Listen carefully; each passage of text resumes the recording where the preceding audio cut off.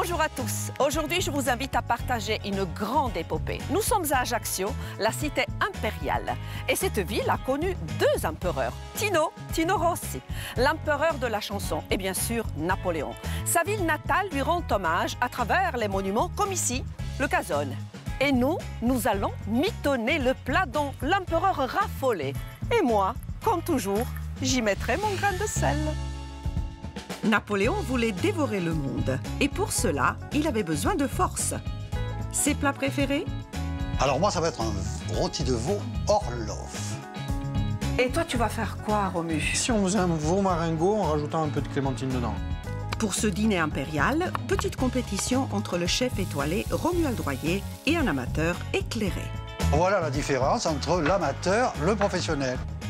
Puis nous dresserons la table dans un salon d'apparat dédié à l'épopée napoléonienne. Notre décorateur Anthony va faire des merveilles.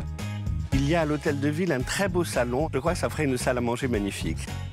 Aujourd'hui, je vais mettre mon grain de sel sur une table étincelante, comme Napoléon himself aurait apprécié.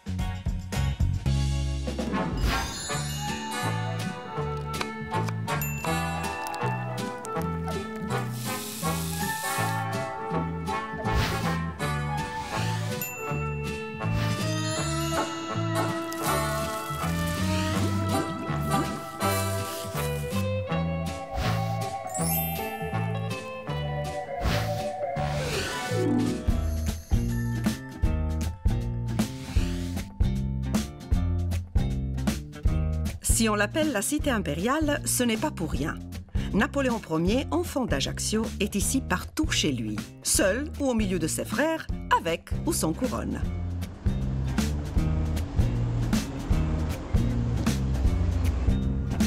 Le 15 août 1769, un petit bambin appelé à devenir un grand homme naissait dans un immeuble de la vieille ville. Et c'est à quelques pas de sa maison natale que nous allons cuisiner deux de ses plats favoris. Bonjour Romuald. Marina.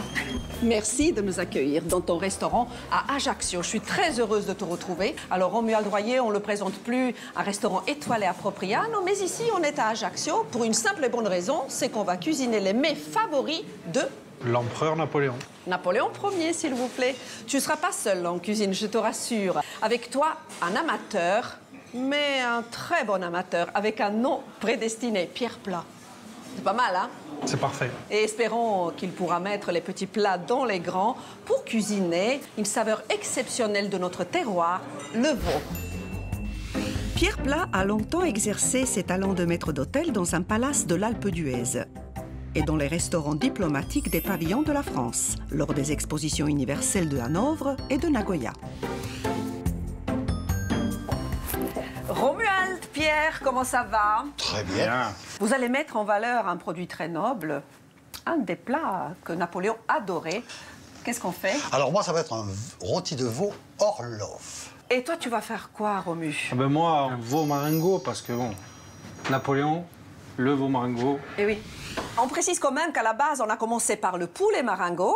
Oui. Et Napoléon y aimait aussi rajouter des écrevisses. Exactement. Et par la suite, on a fait aussi du veau sans écrevisses. Vous l'avez compris, aujourd'hui, nous allons faire un tour dans les cuisines de Napoléon. Et nous allons cuisiner un produit noble, un produit de terroir, goûteux, savoureux. Je pars tout de suite à la rencontre de Jacques Abatucci.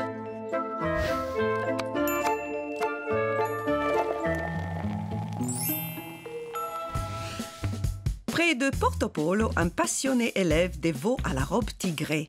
Jacques Abatucci s'est inspiré du Curzino pour sélectionner une race nostrale. Alors la vache tigre, c'est une vieille souche méditerranéenne. C'est une dérivée de la brune de l'Atlas qui peuplait le bassin méditerranéen à la préhistoire. D'après les recherches que j'ai faites, ça serait les barbaresques qui l'auraient ramené, parce que le nom corse, Zaïne, c'est en arabe, ça veut dire la belle. C'est une des souches corses qui est intéressante par sa rusticité et donc automatiquement par le côté gustatif, parce que c'est l'alimentation qui fait le goût de la viande et donc le fait d'avoir des bêtes qui soient parfaitement adaptées, on a une saisonnalité du goût, ce qui est original. Par exemple, les bêtes qui ont mangé des glands tout l'automne et l'hiver, elles sont un peu marquées, c'est un genre de petit goût de noisette un peu. Après, les bêtes qui sortent en fin d'hiver, elles ont mangé, vous savez, les foins naturels avec des fleurs et tout. Ça, c'est un peu le pain d'épices. On le retrouve dans le goût de la viande. Et après, vous avez printemps-été, c'est les bêtes qui sont faites à l'herbe. Et là, c'est un autre goût. Donc, c'est cette originalité, de saisonnalité du goût qui fait que c'est pas du standard. L'intérêt pour moi, c'est d'avoir l'autonomie alimentaire, c'est-à-dire de rien acheter à l'extérieur et donc de produire en fonction de ce que je suis capable de produire sur la ferme. À la poêle ou à la broche, le veau tigré enflamme l'essence et l'imagination.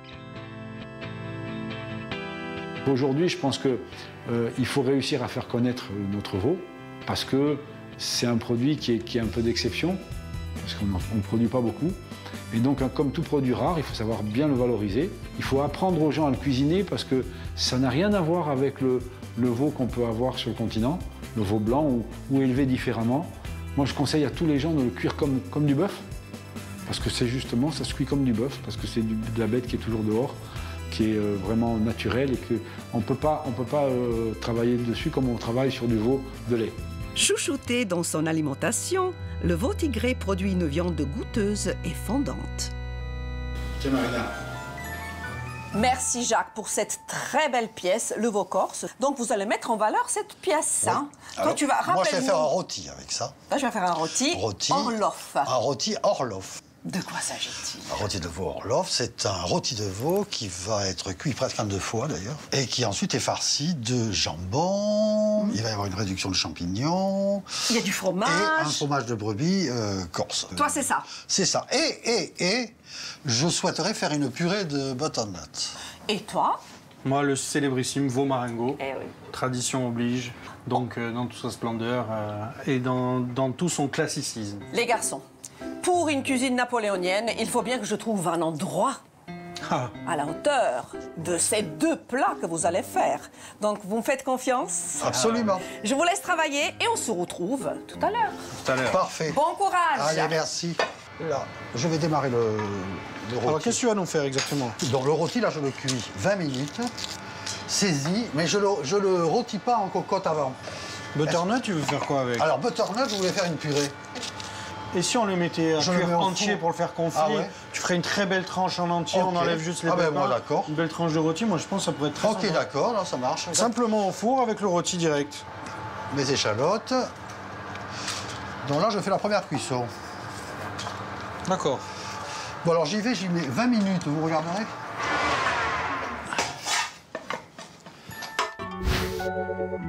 Quelques pas suffisent pour remonter le fil de l'histoire de Napoléon dans sa ville, jusqu'à la maison natale de la rue Saint-Charles.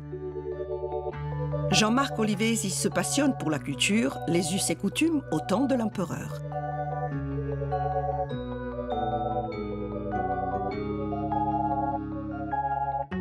Bonjour Jean-Marc. Bonjour Marina. Comment allez-vous? Très bien. Ravi de vous retrouver ici, dans votre rue. C'est un lieu que vous connaissez bien, la Maison Bonaparte.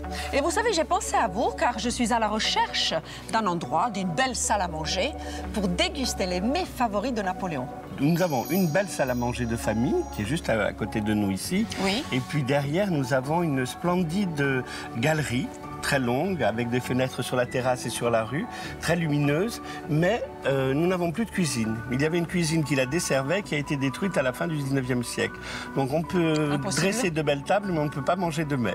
D'accord, donc là, le problème se pose. Auriez-vous une autre idée peut-être? Écoutez, il y a à l'Hôtel de Ville un très beau salon avec un très beau lustre, de très belles tapisseries et de très beaux portraits de famille. Oui. Je crois que ça ferait une salle à manger magnifique. Ça me parle. Alors on va aller le découvrir, mais vous savez, je pensais à quelque chose. Il me semble qu'à Ajaccio, c'est après la mort de Napoléon, justement, qu'on a construit comme ça des lieux lui rendant hommage, et notamment pendant Napoléon III, surtout. Oui.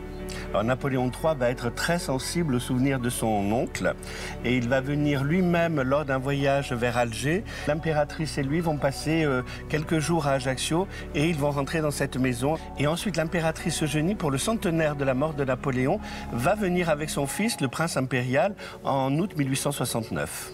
Très bien.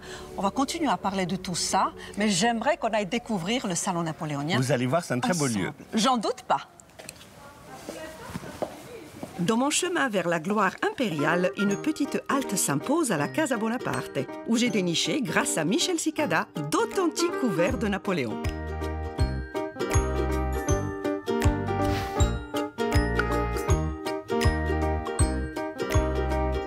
Bon là, l'huile bien chaude. Hein. D'accord. Moi, je veux une caramélisation. Pourquoi je veux la caramélisation? Il faut que ça accroche un peu. Ok. Pour qu'on ait des sucres. Tu vois, la base d'une viande en sauce réussie, c'est toujours ça. On va mettre la garniture. tu mets dedans, Ouais, je la mets direct. Donc, tu as vu les oignons, Ok. les carottes. J'ai mis du thym sauvage, Je vois, de oui. l'arbre baronne. Ah ouais. Voilà. Et un petit peu de romarin. D'accord? Tu sais, je pense à quelque chose. Je vois ces deux clémentines. Oui. Et si on faisait un veau marengo en rajoutant un peu de clémentine dedans? Ah Moi, je bon me dis, et si on la mettait entière comme ça, tu vois? Avec la peau. Avec la peau. Ah oui, moi je Ça vois va bien donner une ça. amertume, non, un peu? Ça va donner une légère amertume, mais je me dis Ouais. qu'avec le vin blanc. Alors voilà la différence entre l'amateur, le professionnel. Ça, c'est des genres de choses, on n'ose pas le faire à la maison. Ben écoute, je Bien l'ai sûr. jamais fait. Non, mais c'est ça, c'est le risque que tu prends en se disant, est-ce que ça va fonctionner? On va bien voir. C'est Ah, quoi? ça, c'est très étonnant. Je crois que Napoléon, c'était quand même quelqu'un qui osait beaucoup de choses. Alors, Oui, ça faut dire. Mais, c'est intéressant, ça. Ah, c'est très bien. Voilà, tu vois, on a nos champignons, là je rajoute un peu de persil. Et il y a des oignons entiers, je vois. Voilà, alors, ce Ah oui, sont des carrément. échalotes. Échalotes. Je les ai mis entières avec ma garniture oignons que j'ai taillés. Ok, ok, Mais là, oui. je les ai mis entières comme ça, elles vont confire J'ai compris. naturellement Oui, ça te fait un et légume. tout doucement. Et ça te fait un légume presque Ça me fait supplémentaire. un hein. légume supplémentaire. Ah oui, oui, c'est Il m'a pas servi et pour la garniture Ouais, aromatique ouais. et Ah pour le oui, plat c'est pas final. bête, ça. Là, on va pouvoir mettre le vin blanc. C'est Donc, ça, je et vais le mettre dessus. tu vas tout décoller. Ah oui, d'accord. Tu vois, donc j'ai pris un vin blanc. Là, on est en 100% vermentine. En vermentine, d'accord. Alors, on est de Corse, à fond. Combien de temps? Ah oui, carrément un bon demi-litre. Non, mais attendez. Alors, tu vois, par contre, le truc le plus important quand on fait des fonds avec de l'alcool, Ouais. voilà, c'est de flamber au maximum Ouais, pour tu faire sens une l'alcool, là. évaporation d'alcool. Là, ça sent l'alcool, ouais. L'alcool qui s'évapore pas, Ça va te donner ça de va- l'amertume, Ça va pas ça aller. va- Donc il faut Ouais. le faire monter en température au maximum. Pour ça, moi, je vais le couvrir.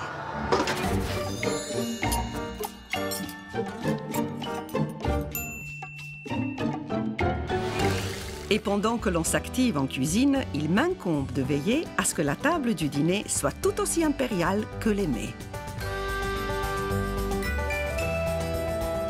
Dans quelques instants, Jean-Marc Olivesi va pouvoir découvrir la superbe table quand on y est en train de dresser dans les salons napoléoniens de l'Hôtel de Ville.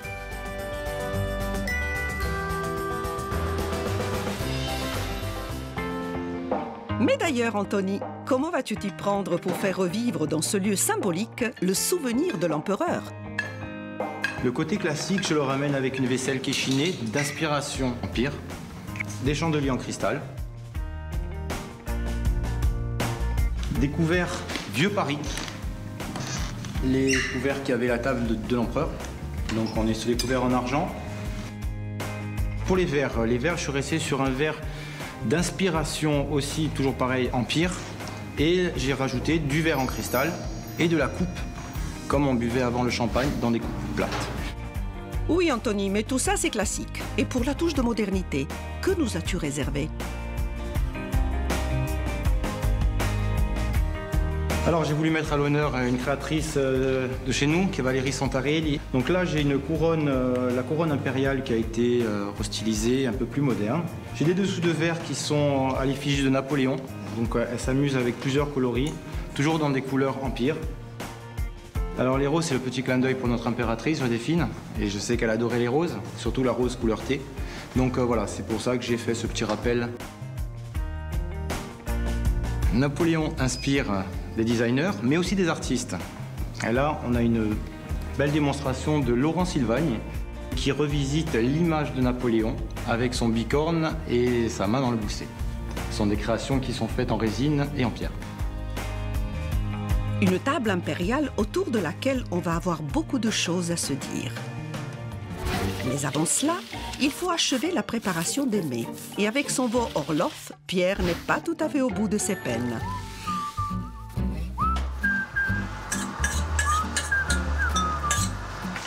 J'ose pas faire longtemps maintenant. J'ai été... Bon, attends, Pierre, ce Qu'est-ce petit que je coup de fais? poignet, là, est-ce que je peux pas t'apprendre ce joli Voilà, petit coup de j'aimerais... poignet? Tu as remarqué, j'ai pas osé. Hein. Ah oui. Alors, non. vas-y. Est-ce que tu es en train de me rire? Tu Ouais, fais ouais. quoi, là? Fais-moi... Oh oui. Oh, Alors, tu les mets un peu loin devant et tu fais basculer derrière. fais voir. Tiens. Et après, ça oui, prend oui. le jus. Ah, je mets partout, je suis d'accord, mais... Tiens, à toi. Fais voir. Voilà. C'est quand même mieux, non? Ouais, c'est vrai, ça fait un joli geste. Oui, t'as raison. Et puis, de suite, à la maison, je pense que c'est pas la même histoire. Hein. Oui, mais non, mais on va pouvoir épater. Bon, je sais pas, tu vois. Hein. Voilà, c'est parti, c'est fini. Alors, tu m'as dit de faire comme ça, hein. Regarde comme tu es beau, comme tu Ah fais ouais, ça. attends, c'est magnifique. Ça me plaît beaucoup. Bon, alors, on bouge pas. Donc, ça reste là. Donc, on la coupe comme ça. D'accord. Et on va pas au bout, hein. Ouais, tu vois, 20 minutes, c'est bon. Voilà, et on fait ça. D'accord. 1,5 cm, Voilà. 2 cm, pas Ouais. jusqu'en bas. Voilà. Pour qu'ils se tiennent et qu'ils Voilà, et s'effondrent qu'on pas. puisse le farcir. Très bien. Donc, je fais ça. Je le coupe en deux. D'accord. Et je place mon jambon à l'intérieur. Et dis-moi, Orloff et Urbain Dubois, là, Oui, c'est ça, hein. c'était pas un peu des grands gourmands? Ah, oui, en plus, Hein? c'est riche. Et, attends, tu vas voir ce qu'il va y avoir de là. Là, et je vais chercher mes champignons. D'accord. Tu as compris? Ouais, je commence à comprendre. Oh, ça va, c'est pas compliqué. En fait, je commence à avoir faim. Je suis content, je donne appétit à un grand chef de cuisine. Je suis épaté. Franchement, je ne reviens pas moi-même. Donc là, on farcit de champignons. Ouais. C'est beau déjà, dis donc. Qu'est-ce que tu en penses? C'est déjà très beau. Je vais mettre le fromage de brebis. Une bonne... hein? Ah oui, quand même. On est dans une campagne russe par moins Oui, 25. oui, là. mais à l'époque, ils avaient faim. Ça me plaît. Ça te plaît? Oui. Cette histoire me plaît beaucoup. Ah, je suis épaté. L'histoire de Monsieur Orloff me plaît beaucoup, Eh ben, je suis Pierre. épaté, écoute. Et là, il est prêt à partir en cuisson. Alors voilà, c'est parti. Là, 20 minutes, s'il te plaît. D'accord. 20 minutes, 160 degrés. Là, je vois que derrière le piano, les choses avancent.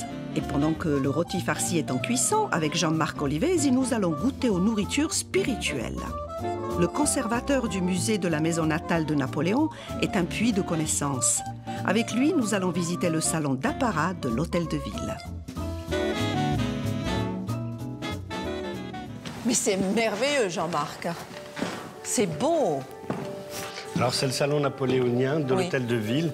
C'est un des plus beaux lieux qu'il y a encore et qui a été fait en honneur à la famille impériale, à Napoléon Ier et Napoléon III. Donc c'est un haut lieu de célébration dynastique. C'est parfait pour une table aussi belle et merveilleuse. Qu'en pensez-vous, Jean-Marc? J'adore. Elle est belle, hein? J'adore ce mélange de références à la tradition et en même temps d'invention poétique et puis avec parfois beaucoup d'humour aussi. Elle est parfaite, mais comme toujours, j'y mettrai mon grain de sel. On va commencer par quelque chose que j'imagine vous allez adorer. Je reconnais les couverts, hein? C'est Vieux Paris. Mais là, nous avons les couverts de Napoléon. On a la cuillère à sel, la petite cuillère et la fourchette à dessert avec les 3 dents. C'est merveilleux, non? Ah, c'est un beau témoignage. Indispensable pour cette belle table. Bien sûr. Et on va continuer. D'ailleurs, si vous voulez bien m'aider, on va disposer les couronnes. Waouh. Le petit côté moderne, hein, c'est ce que vous venez de dire, Jean-Marc. Comme vous voulez, on va en mettre un petit peu partout. Côté cuisine, la recette de Pierre en est aux finitions et Romuald met la main à la pâte. Allez, hop. Allez, je vais mettre l'eau, hein. D'accord? Ah, tu mets de l'eau quand même. Ah, je mets pas que du vin, j'ai quand cru qu'il n'y avait pas d'eau. Ah, non, D'accord, non, faut que ça d'accord. mijote, hein. Et là, tu fais réduire. On dit couvrir. Tu couvres. Je couvre, c'est-à-dire jusqu'au niveau pour que tout soit en train de baigner, d'accord? Ok, compris. On a tout là maintenant, on oublie tout. Là, et tu le laisses vivre. Allez, on fait ton D'accord. rôti. C'est Non, cuit. Qu'est-ce que ça me porte? Ah, je pense que c'est Non, cuit. je sors tout. Hein. Voilà, sort tout. Ça. Donc, Les le grosses rôti. rôtis, dis donc. Le rôti. Mais dis-moi, tu en as fait que pour moi là. Il y en a que pour toi. D'accord. Et alors, ça, c'est ton idée merveilleuse. Écoute, C'est regarde. très beau. En C'est plus. beau. Ah ouais, c'est très, très Regarde, beau. on dirait que c'est verni. Vérifie la cuisson quand même. Alors, Regarde. alors, je la pique, c'est tout? Ah oui, Ah ouais. c'est beau ça, dis donc. Ouvre-la en deux. Ça, tu n'avais jamais fait? Jamais fait. Ah, tu vois, je t'ai appris un truc. Ah, aujourd'hui. c'est très bien, c'est super. Je suis d'avis qu'on se prenne même pas. Tu vois, regarde. Ah, c'est pas bête. Ça aurait peut-être plus qu'à le dresser comme ça avec la peau. On pourrait même le mettre comme Ah ça. oui, la peau, qu'on On voit la voit peau. la peau jolie. Et si, Ça, est-ce que tu as déjà essayé peut-être de le couper dans l'autre sens Ah non, mais pour faire un marbré. Tu crois que montre-moi ça, laisse tomber, oui, je voudrais voir. Je suis dans une cuisine d'un grand chef, j'en profite, non, non. Alors ça, la cuisson, elle est magnifique. Ah, ça fait chaud. La cuisson est magnifique, hein. Qu'est-ce que tu en penses? Là. C'est gourmand tout ça, dis donc. Montre-moi le geste. 3 gouttes, tu vois, le long de... D'accord. Qu'est-ce que tu dis? Alors, moi, je suis prêt. On va dresser? Allez, oui, oh, je regarde ça. Allez, regarde. Faire. L'odeur de la mandarine là-dedans, ça. T'as vu? Ah ouais, c'est incroyable. Tu sais, on a peut-être une bonne idée. Ouais. Les garçons, Ah, Marina. mais ça sent bon. Et c'est beau. Mais quelle merveille. Ah oui. Alors, Pierre, belle découpe, très originale. Alors, disons quand même que j'ai été extrêmement inspiré par le monsieur qui est à côté. Romuald, qu'est-ce que tu es en train de faire? Explique-nous. Alors, là, je suis en train Ça, de c'est finir ton le... veau maringot que tu es en train de Voilà. dresser. Finir le dressage avec nos petits champignons, là. J'ai mis les cèpes crus, hein. Ouais, d'accord. Et là, j'ai mis, parce que j'ai fait un tout petit peu de chapelure de finoutiette. Attends, mais Le croquant en bouche. Voilà. Et un peu de couleur, un peu de rouge, un peu de jaune, ça te dit, Romuald? Là, j'ai vu ça en arrivant. Là, là. Des savez- arbouses. Ah, c'est quelque chose qui me tient à cœur, vous le savez très C'est bien. bon, ça. Moi, j'adore aussi. Pierre, tu aimes les arbouses? Oui, c'est superbe. Oui? Je n'en mettrai que. Ça va bien se marier, hein? D'accord. Là, ça va. Oh, c'est magnifique. On Je vous pas- félicite. Merci, Marina. C'est très, très beau. Vraiment, on se retrouve dans ce lieu insolite, Ah oui, avec grand surprenant plaisir. pour la dégustation.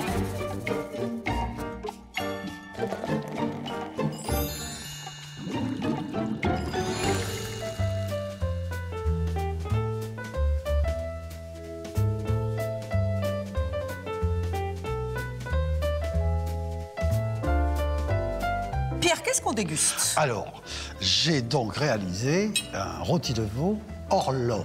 Orlov. Tu vois, Pourquoi donc- Orlov? Quel est ce nom? Orlov, c'était l'ambassadeur de Russie en France au temps de Napoléon III. Et c'est son cuisinier, dont j'ai oublié le nom, redis-me-le, que tu adores. Urbain Dubois. C'est Urbain Dubois, donc, qui a créé ce plat. Et l'accompagnement, donc, c'est butternuts. Donc, j'étais parti pour faire tout simplement, comme un cuisinier simple de la maison... Une purée. Une purée de butternut. Mais, étant donné que j'avais le génie à côté, qui m'a dit, moi, j'ai l'idée. C'est bien ça. Dans le butternut cuit entier, le thé à 200 degrés, non 170 degrés. 170, hein, c'est ça. Et on laisse courir. Verdict, messieurs. Je voudrais d'abord savoir ce qu'il en pense Jacques, car c'est son produit. Hein. Eh bien, c'est la première fois que je le goûte de cette façon-là. C'est extraordinaire, c'est très bien. Et puis l'association avec le fromage et le jambon, Un bon c'est très mariage. original. Ça me fait plaisir de le goûter comme ça, préparer comme ça. Vraiment, franchement, c'est très original et Bravo, vraiment Pierre. très plaisant. Et attention, roulement de tambour, le chef. Moi, je suis ravi, parce que cette recette, déjà, elle est très sympa comme ça. Mais en plus, elle est déclinable à souhait. C'est vrai que c'est un plat, je pense, que quelqu'un qui a de la créativité... De toute évidence, vous avez fait un super duo. Alors, maintenant, Parfait. il n'y a plus qu'à noter les ingrédients. Moi, je mets ma couronne, je prends mon petit carnet, les ingrédients s'affichent, et moi aussi, je prends les notes.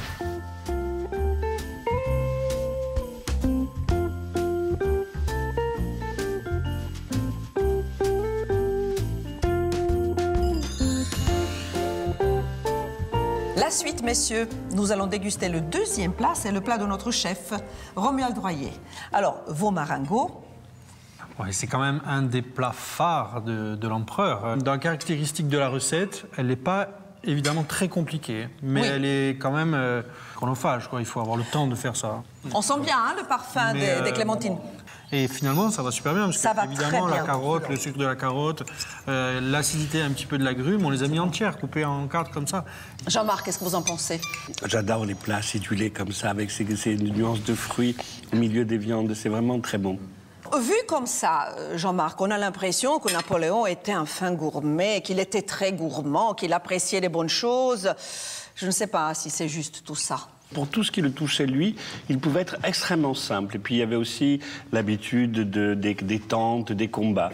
Et après, quand il s'agissait de sa cour, il fallait que sa cour soit la plus splendide d'Europe. Et là, il voulait les meilleurs produits, le meilleur chef, le plus grand apparat. Et puis une chose très importante, Jean-Marc, c'est que Napoléon appréciait les produits corses et il voulait absolument les mettre en valeur. On a des témoignages de Napoléon comme empereur qui dit, par exemple, « Je souhaite qu'on mette plus en valeur les vins corses à la table du palais impérial des Tuileries ». Eh bien, si vous voulez refaire cette recette chez vous, prenez le temps de noter les ingrédients qui vont s'afficher. Et moi aussi, je vais prendre quelques notes.